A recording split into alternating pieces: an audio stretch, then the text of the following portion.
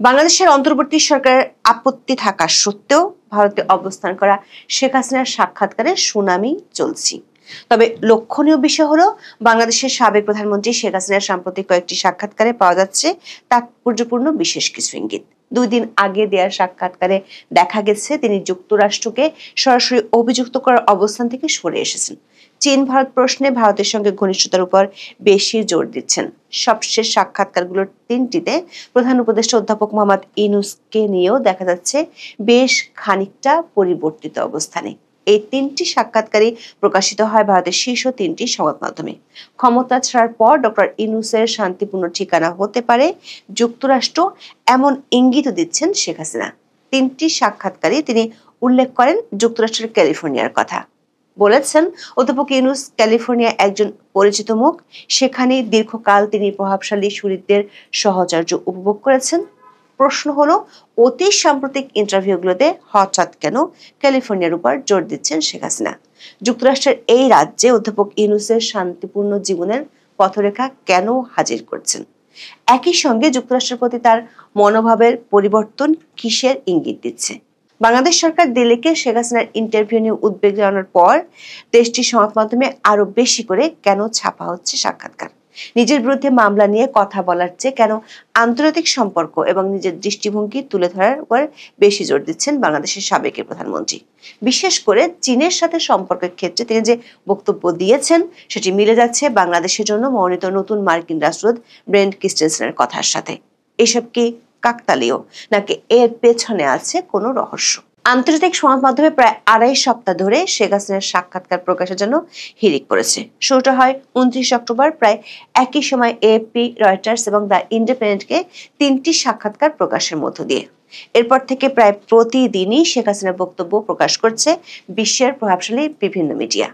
এর মধ্যে সরকারের পক্ষ থেকে কেবল ভারতীয় মিডিয়ায় বক্তব্য প্রকাশ বন্ধের বৃথা উদ্যোগ নিতে দেখা যায়। এজন্য 12ই নভেম্বর পররাষ্ট্র মন্ত্রণালয় তলব করা হয় ঢাকায় ভারতের ডেপুটি হাই কমিশনার পবন বাদেকে। তবে এরপর থেকে ভারতের শীর্ষ মিডিয়ায় সাক্ষাৎকার প্রকাশের মাত্রা যেন বেড়ে গেছে। 3 দিনের মধ্যে 3টি ভারতীয় সংবাদ মাধ্যম ছেপেছে 3টি বিশদ ইন্টারভিউ।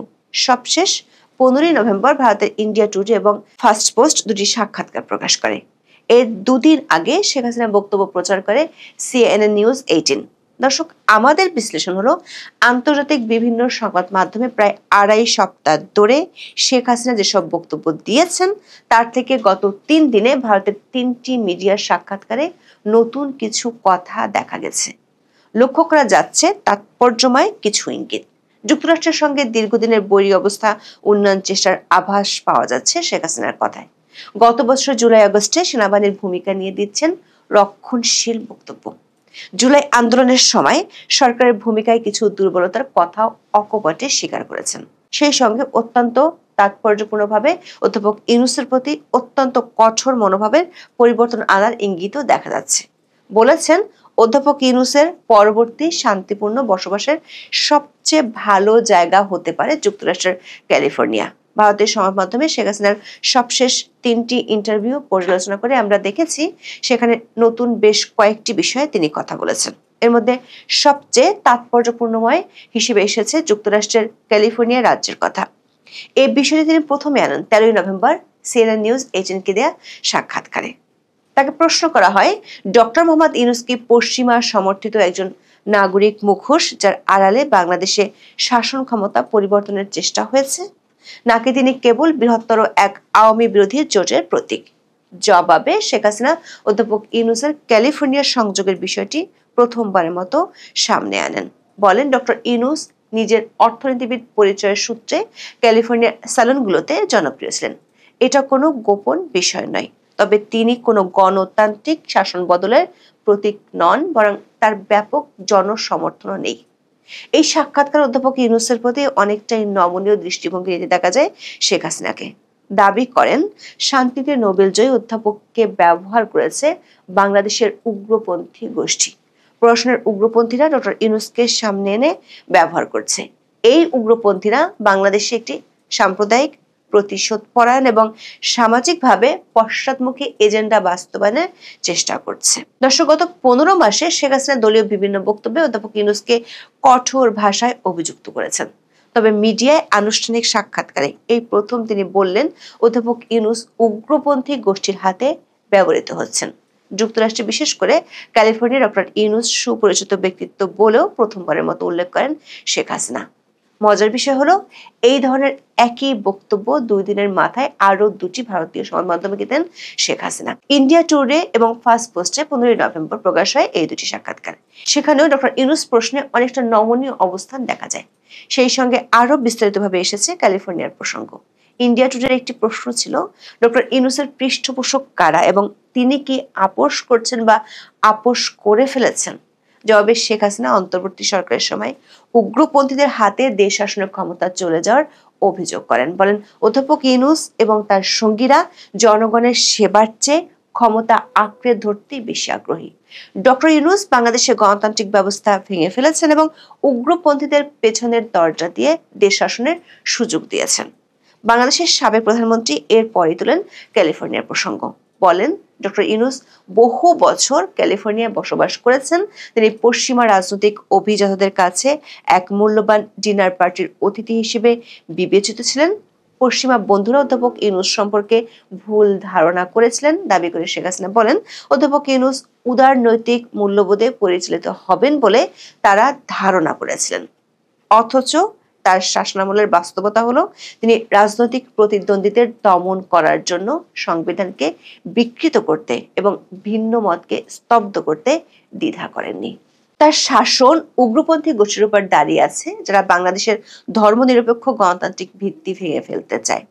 দর্শক, খেয়াল করে দেখুন, সাম্প্রতিক ইন্টারভিউগুলোতে শেখ হাসিনা অধ্যাপক ইউনূসের চেয়ে উগ্রপন্থী গোষ্ঠীর ক্ষমতাধর হয়ে ওঠার উপর বেশি জোর দিচ্ছেন। একই দিনে তার আরেকটি সাক্ষাৎকার প্রকাশ করে ভারতের সংবাদ মাধ্যম ফার্স্ট পোস্ট।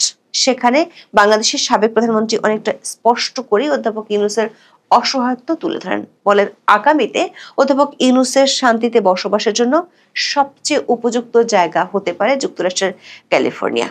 অধ্যাপক ইউনূস 2026 সালের ফেব্রুয়ারির নির্বাচনের পরও ক্ষমতায় থাকতে চান কিনা এমন প্রশ্নে শেখ হাসিনা বলেন, ডক্টর ইউনূসের ক্ষেত্রে বলা যায় তিনি কাজ করার চেয়ে নিষ্ক্রিয় থাকতে বেশি পছন্দ করেন। বক্তব্যের সারবস্তুর চেয়ে উঁচু গলায় কথা বলতে ভালোবাসেন।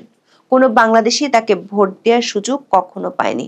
কথিত জনপ্রিয়তার ঢেউয়ে ক্ষমতায় আসার 15 মাস পরেও ইউনূস এখনো বাংলাদেশের জনগণকে তাদের সরকার প্রধান বেছে নেওয়ার সুযোগ দেননি, বরং তিনি বারবার নির্বাচন পিছিয়েছেন, আওয়ামী লীগকে প্রতিদ্বন্দ্বিতা থেকে নিষিদ্ধ করেছেন এবং একটি সনদ তৈরি করেছেন যা অনির্বাচিত এক অভিজাত গোষ্ঠীর ক্ষমতা স্থায়ী করার জন্য তৈরি হয়েছে। এরপরে প্রধান উপদেষ্টার সম্পর্কে অনেকটাই নমনীয় শোনা যায় শেখ হাসিনাকে। বলেন, ডক্টর ইউনূস ব্যক্তিগতভাবে ক্ষমতায় থাকতে চান কিনা তা আমি বলতে পারি না।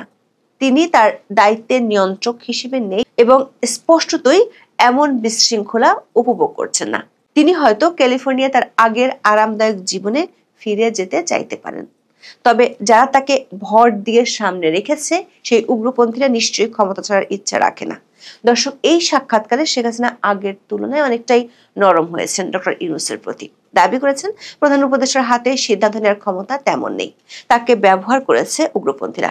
এই অবস্থা থেকে বের হতে পারলে তিনি হয়তো ক্যালিফোর্নিয়ার শান্তির জীবন বেছে নিতে চাইবেন।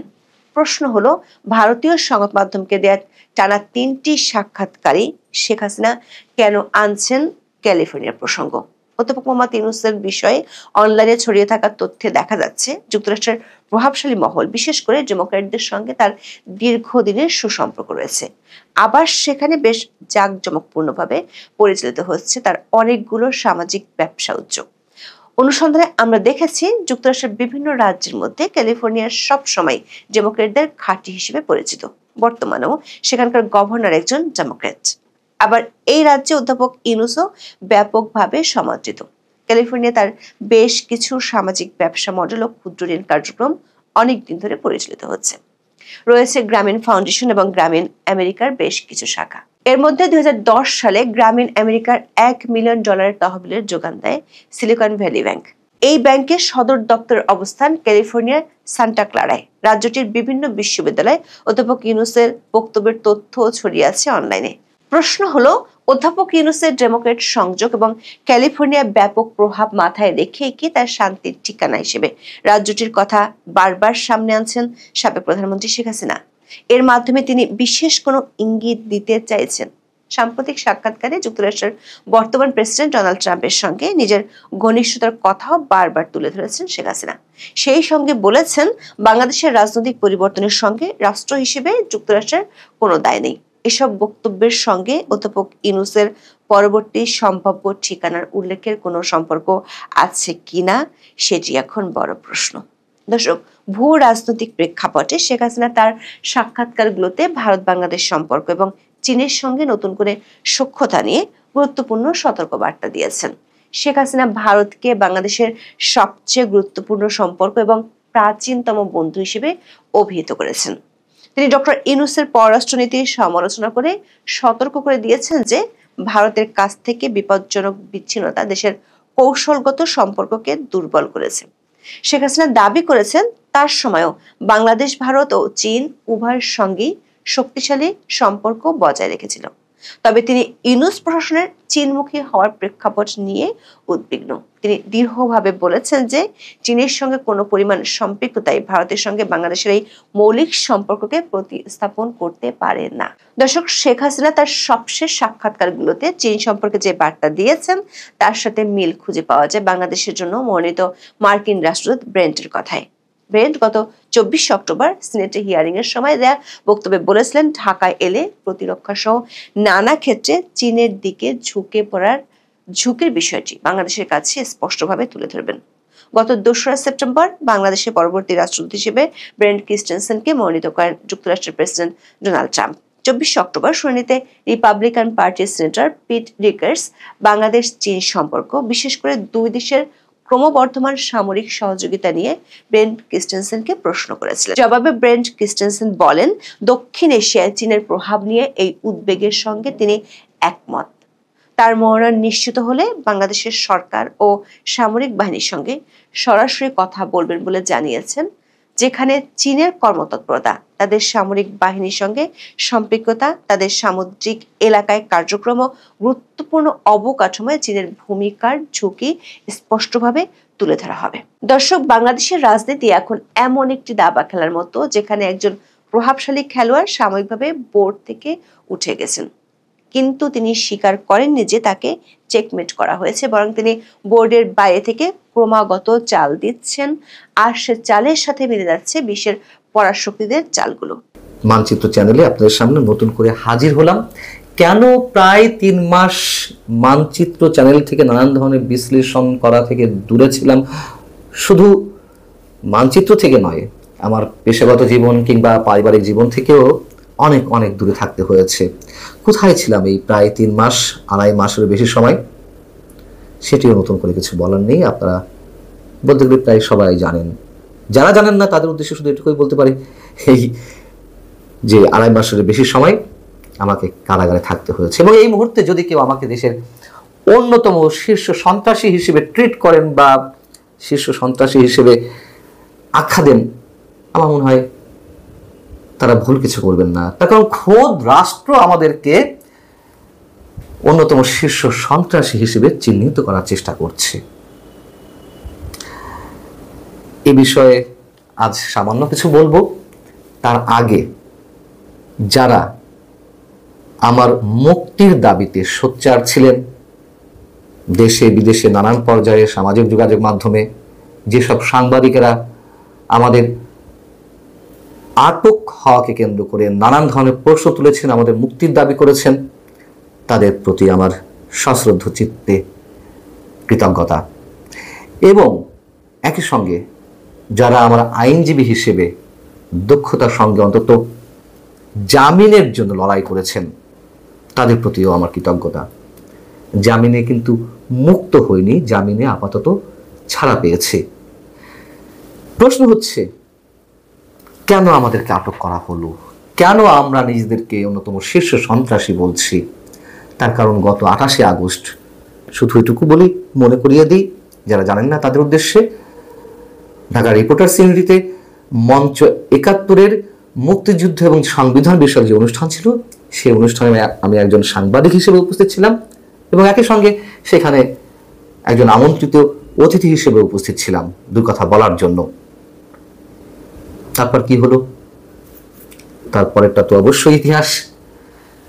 মুক্তিযোদ্ধাদের গলা টিপে ধরা হলো, মুক্তিযোদ্ধাদের অনেককে রক্তাক্ত করা হলো, বিশ্ববিদ্যালয়ের অধ্যাপক থেকে শুরু করে আমি একজন সাংবাদিক আটক করা হলো, রাজনীতিবিদদের কাউকে কাউকে আটক করা হলো, সাবেক একজন মন্ত্রীকেও আটক করা হলো এবং সন্ত্রাস বিরোধী আইনে আমাদের বিরুদ্ধে মামলা রুজু করা হলো। মজার বিষয় হচ্ছে, যারাই ঘটনাটি ঘটালো প্রকাশ্যে, যার ভিডিও ফুটেজ সারা বিশ্বে ছড়িয়ে পড়েছে, তাদেরকে আটক করা হলো না, তাদেরকে কোনো ধরনের মামলাই দেওয়া হলো না। এবং আমি নিজে ওই দিন 999-এ ফোন দিয়েছিলাম পুলিশের সহায়তা চাইতে। সহায়তা চেয়ে পুলিশ ঠিকই এলো, আমাদেরকে ধরে নিয়ে গেল নিরাপত্তা দেওয়ার নাম করে এবং পরবর্তীতে সন্ত্রাসী হিসেবে মামলায় জড়িয়ে দেওয়া হলো।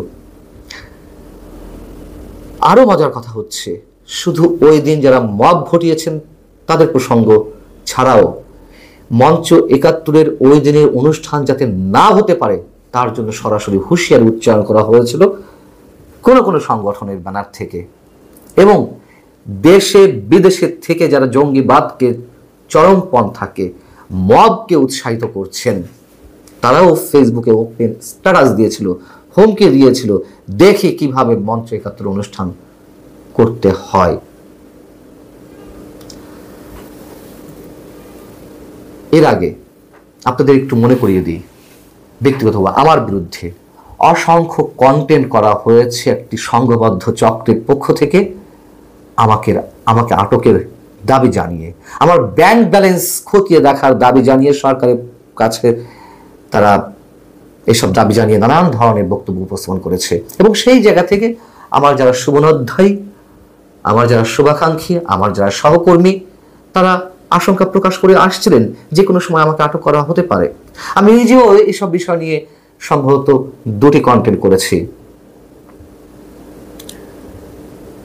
কি কারণে আমাকে আটকের দাবি জানানো হচ্ছে, কেন আটক করা হতে পারে, একজন সাংবাদিকের দায়িত্ব কি, একজন সাংবাদিক কোন কোন বিষয়ে কথা বলবেন, কোন বিষয়ে তার সীমাবদ্ধতা, যারা ক্ষমতাশালী তাদের বিরুদ্ধেই প্রশ্ন তোলা একজন সাংবাদিকের কাজ, এসব প্রশ্ন তুলেছিলাম, এসব প্রসঙ্গ এনেছিলাম। এবং আপনারা জানেন যে 28 আগস্টের 2-3 দিন আগে সম্ভবত জামায়াতের সাবেক আমির গোলাম আজমের পুত্র সাবেক সেনা কর্মকর্তা আব্দুল্লাহ হিল আমান আজমি, তিনি আমাকে হুমকি দিয়েছিলেন দেখে নেওয়ার, পত্রিকায় বিজ্ঞাপন দিয়ে আমার বিরুদ্ধে ব্যবস্থা নেওয়ার ঘোষণা দিয়েছিলেন।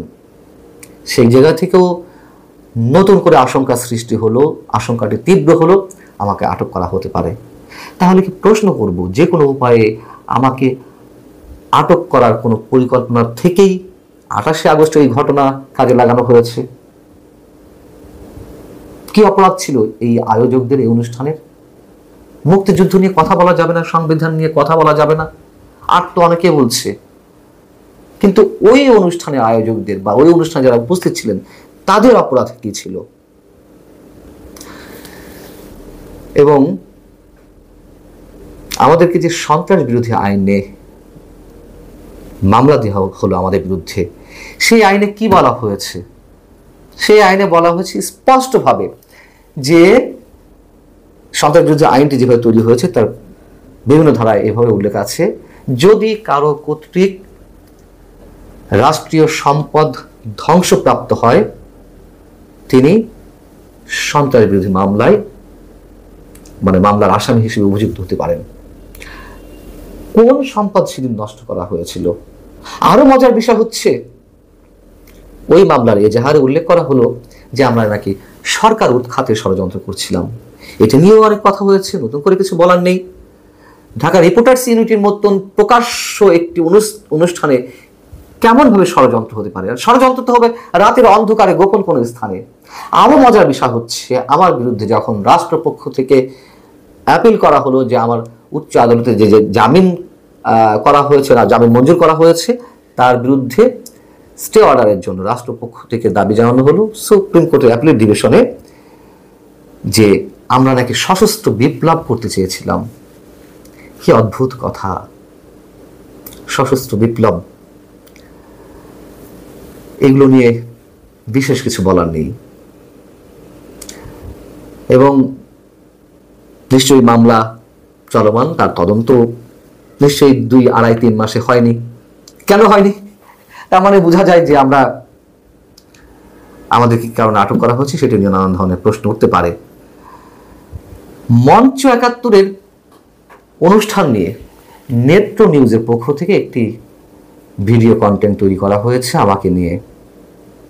সেখানে আমার যিনি লার্নেড লয়ার তার বক্তব্য নেওয়া হয়েছে, আরও অনেকে বক্তব্য নেওয়া হয়েছে। এর মধ্যে বক্তব্য নেওয়া হয়েছে অধিকার নামের একটি এনজিওর কর্তা ব্যক্তি নাসরুদ্দিন এলানের। তিনি সেখানে প্রশ্ন তুলেছেন আমাকে নিয়ে যে সাংবাদিক হয়েছে বলে কি আটক করা যাবে না? তার বিরুদ্ধে যদি কোনো নির্দিষ্ট অভিযোগ থাকে, ফ্যাসিবাদের বিরুদ্ধে বা ফ্যাসিবাদের দোষর হিসেবে কাজ করার কোনো অভিযোগ থাকে। এটুকু বলে একজন মানবাধিকার কর্মী তার বক্তব্য শেষ করতে পারেন না। এই যে নাসরুদ্দিন এলান, অধিকারের পরিচালক অথবা অধিকারের তৎকালীন পরিচালক বা কর্তা ব্যক্তি, আজকে যিনি শিল্প উপদেষ্টা আদিলুর রহমান, তাদেরকে যখন 2 বছর ধরে কারাগারে বন্দি রাখা হয়েছিল আওয়ামী লীগ সরকারের সময়, আমি নিজে তাদেরকে নিয়ে কথা বলেছি। তাদের যে আটকাদেশ, তাদের যে আটক করে রাখা হয়েছে, কিভাবে মানবাধিকার লঙ্ঘন করা হচ্ছে, সে বিষয়ে কথা বলেছি। অবশ্যই ফ্যাসিবাদের দোষর হিসেবে কোনো ধরনের সম্পৃক্ত থাকলে অথবা রাষ্ট্রবিরোধী কোনো অভিযোগ থাকলে যে কাউকে আটক করা হতেই পারে। কিন্তু এই যে মঞ্চ 71 অনুষ্ঠান, এটা তো একেবারে সবার সামনে, সেই অনুষ্ঠানের ভিডিও ফুটেজ সবার সামনে উঠে এসেছে। অথচ যারা মব ক্রিয়েট করলো, যারা অনুষ্ঠানটি পণ্ড করলো, তাদের বিরুদ্ধে কিছুই করা হয়নি, বরং তারা বিরচিতভাবে এই কাজগুলো ঘটালেন এবং গণমাধ্যমের সামনে তারা বীরত্বসূচক বক্তব্য রাখলেন। আমাদেরকে কাউকে আটক থাকতে হয়েছে 2.5 মাসের বেশি সময়। এখনো কারাগারে আটক রয়েছেন ঢাকা বিশ্ববিদ্যালয়ের আইনের অধ্যাপক শেখ হাফিজুর রহমান কার্জন, রাজনৈতিক ব্যক্তিত্ব আব্দুল্লাহিল কায়ুম, 80 ঊর্ধ্ব বয়স একজন মুক্তিযোদ্ধা গোলাম মোস্তফা, মুক্তিযোদ্ধা আনিসুর রহমান বুলবুল, সাবেক সচিব আবু আলম শহীদ খান, তাদের বিষয়ে এখনো কোনো ফয়সালা হয়নি। কবে তারা জামিনে ছাড়া পাবেন সেই বিষয়টিও এখনো অনিশ্চিত। মুক্তিযোদ্ধা আনিসুর রহমান বুলবুল, তার অবস্থা সঙ্গীন, তার বাইপাস সার্জারি, হার্ট সার্জারি, তার শ্বাসকষ্ট। এই অবস্থায় কারাগারগুলোতে কি অবস্থা আপনারা জানেন, যে তিল ধারণের কোনো অবস্থা নেই। সেই অবস্থায় তাদেরকে বন্দী থাকতে হচ্ছে। আমি শেষ করব তাদের মুক্তির দাবি জানিয়ে, এবং অবশ্যই যারা এখনো পর্যন্ত এই যে নির্দোষ মানুষগুলোর পক্ষে কথা বলে যাচ্ছেন, তারা দাবি তুলছেন তাদের মুক্তির জন্য, তাদের প্রতি আমি শ্রদ্ধা জানাচ্ছি। ভালো থাকুন সবাই। নিশ্চয়ই মানচিত্রে আশা করছি নিয়মিত পাবেন। বিশ্লেষণগুলো তুলে ধরার চেষ্টা করব বিভিন্ন আঙ্গিকে, বিভিন্ন ঘটনা নিয়ে। এ পর্যন্তই। আল্লাহ।